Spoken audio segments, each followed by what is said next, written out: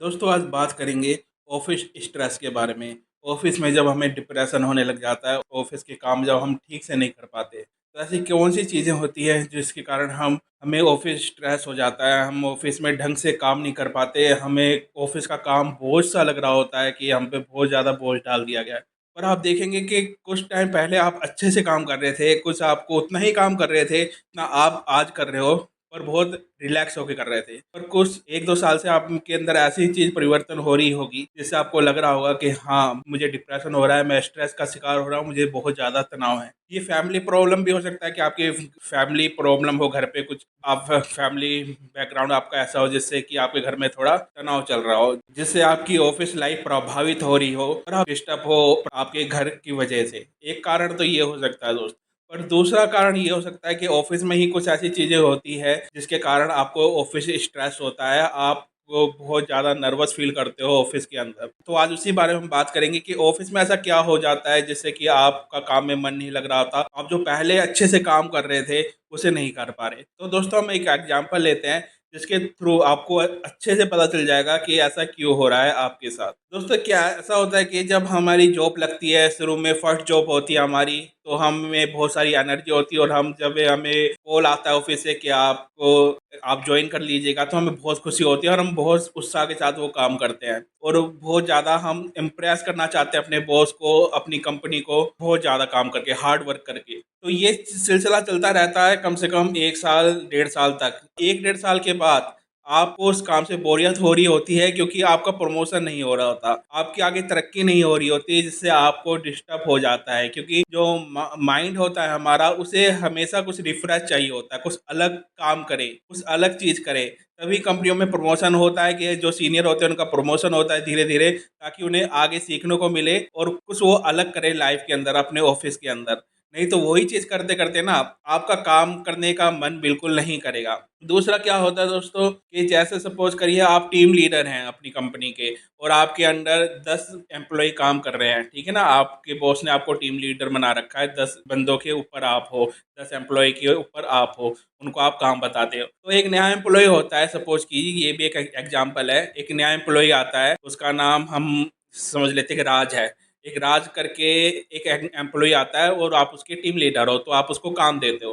तो ऐसा चलता रहता है, चलता रहता है, चलता रहता है। पर क्या होता है, वो जो लड़का होता है ना राज, जिसका नाम रखा गया है, वो बहुत ज़्यादा काम करने वाला है, वो सबसे फ्रेंडली है, सबसे बातें करता है और आपको ये चीज़ अच्छी नहीं लगती। आप उसको डाँटते हो, आप कहते हो काम करो, पर वो आपको इग्नोर करता है और बात करता रहता है और सबसे फ्रेंडली है। पर आप थोड़ा अलोन रहना पसंद करते हो, आप काम पे ज़्यादा फ़ोकस करना पसंद करते हो। पर जो बॉस होता है ना, उससे उसके अच्छे रिलेशनशिप हो जाते हैं, वो बॉस से मिल-जुल जाता है और 1 साल बाद बॉस जो होता है अपनी आपकी कंपनी का, उसे टीम लीडर बना देता है।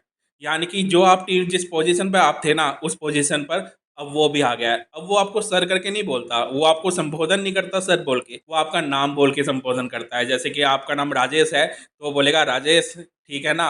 जो व्यक्ति सर कह रहा था, वो अब आपको राजेश कह रहा है। तो यहाँ से शुरू होता है कि डिप्रेशन, अब आपको अलग-सा फ़ील होता है। आपके मन में एक बेचैनी आती है कि ये मेरे जूनियर था और ये मेरे बराबर हो गया और आपका प्रमोशन तक नहीं हुआ। तो ये पहला स्टेप होता है जब आप में डिप्रेशन आने लग जाता है, स्ट्रेस आने लग जाता है और आप काम जो ऑफ़िस का काम है उसमें वीकनेस आपकी आने लग जाती है। आप अपने काम पर फ़ोकस करके काम नहीं कर रहे होते और जब आप काम नहीं कर रहे होते तो फिर आपको बॉस को आप इम्प्रेस नहीं कर पाते, जबकि दूसरा बंदा इम्प्रेस करने में कामयाब हो चुका है। 1 साल बाद और क्या होता है, उसको सपोज़ कीजिए बड़ी पोस्ट मिल जाती है, एचआर बना देते हैं।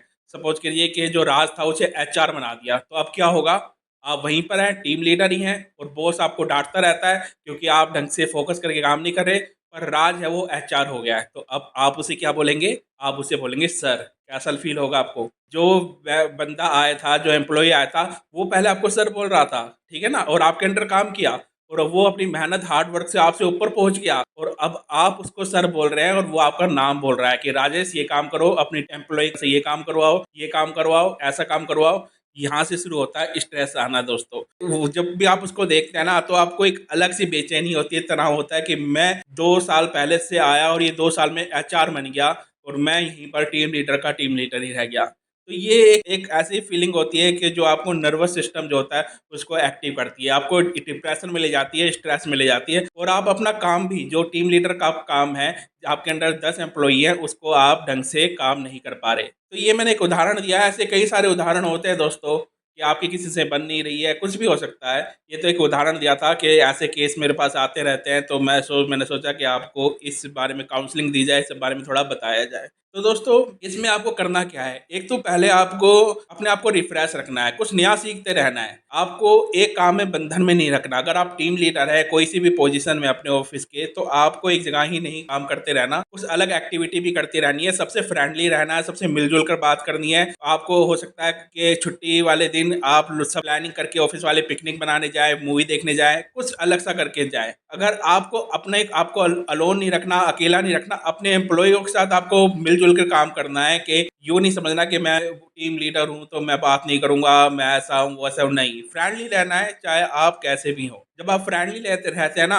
तो आपकी जो पॉजिटिव एनर्जी है ना, वो आपके जो जो दूसरे साथी है उनमें भी काम करने की ऊर्जा भर देती है, उन्हें भी पॉजिटिव कर देती है। आपके नीचे काम करते हैं उनके साथ फ्रेंडली रहे, उनकी कुछ प्रॉब्लम सुलझाएं, उनको कुछ प्रॉब्लम हो रही है, घर की कोई प्रॉब्लम है तो आप उसमें हेल्प करें, उन्हें बताएं, लाइफ के बारे में बताएं, कुछ भी डिस्कस करें, बात करें, लंच इकट्ठा करें, इकट्ठा होके साथ करें, जो भी आप जितने भी बंदे आपके अंडर काम करते हैं उनके साथ। आप अपने आप को अकेला मत रखिए, और यूँ दिखाइए कि मैं तुम्हारे जैसा ही हूँ, और इसका प्रभाव आपके काम पे भी पड़ेगा। आप बहुत ज़्यादा फ्रेंडली हो जाएंगे, क्योंकि ऑफिस में एक फ्रेंडली सर्कल होना ज़रूरी होता है। कि आप अलोन रहते हो तो आपकी एक अलग इमेज बन जाती है, कि आप बस अलग रहते हो, आपका एक अलग टाइप के इंसान हो, तो वो वहाँ से आपको निकलना होगा दोस्तों। अपने घर पे भी कुछ अलग कर सकते हैं, कुछ अपनी हॉबी सीख सकते हैं, संडे को आप कोई क्लास ज्वाइन कर सकते हैं, कहीं जा सकते हैं, फैमिली के साथ पिकनिक बनाने जा सकते हैं। संडे की छुट्टी इसलिए होती है कि आप अपने आप को रिफ्रेश कर सके। तो आपको अपने आप को रिफ्रेश करना है, अपनी लाइफ के अंदर बदलाव लाना है, एक ही चीज़ को रिपीट नहीं करते जाना कि बस मैं तो ऐसा ही हूँ तो ऐसा ही करूँगा। जब तक आप अपने आप को चेंज नहीं करोगे, तो आपको लाइफ में भी, ऑफिस में भी, कहीं भी सक्सेस नहीं मिलेगी दोस्तों। और वीडियो अच्छी लगी हो तो दोस्तों चैनल को लाइक, कमेंट, शेयर करें। मैं आपका दोस्त डॉक्टर संदीप चौहान, धन्यवाद।